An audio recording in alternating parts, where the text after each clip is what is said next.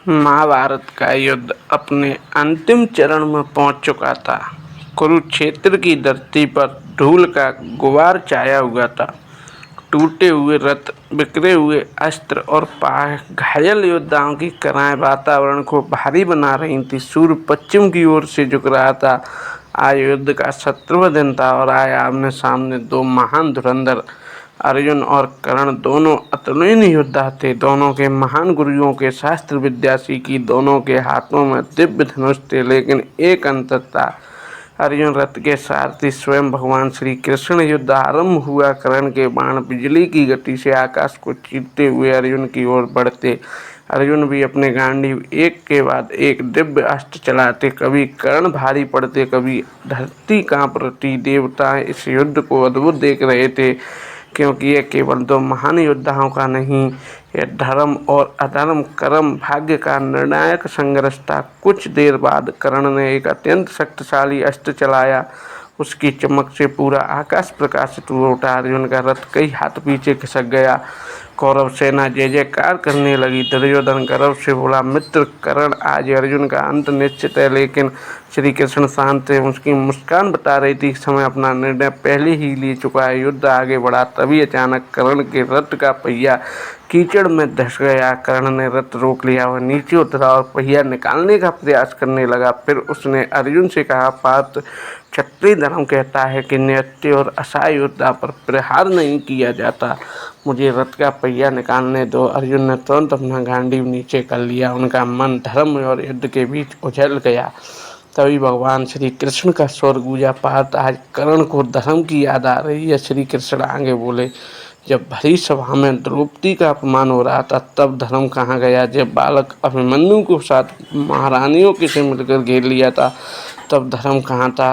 जब छल से पांडवों का राज्य छीना गया, तब धर्म की रक्षा किसने की थी? कर्ण मौन खड़ा रहा, क्योंकि वह जानता था श्री कृष्ण जो कह रहे हैं वह सत्य था।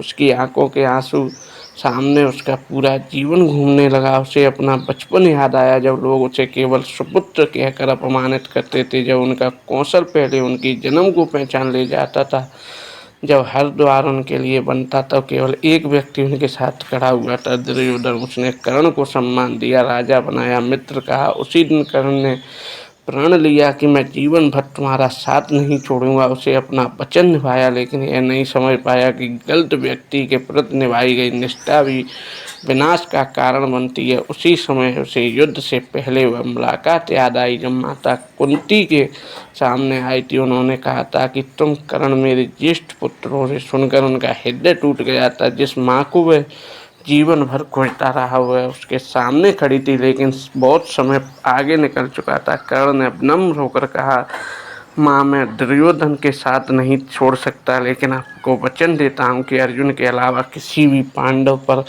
प्राणघातक अस्त्र नहीं चलाऊंगा। कुंती की आंखों से आंसू बह निकले। आज वह स्मृतियाँ उनके मन में उमड़ रही थी।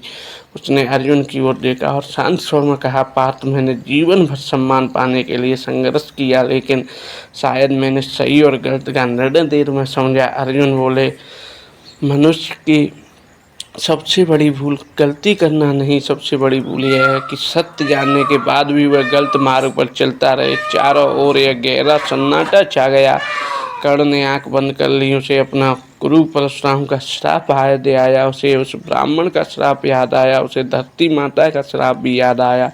आज उसे लगा कि उसके जीवन के सारे निर्णय उसी क्षण आकर खड़े हो गए।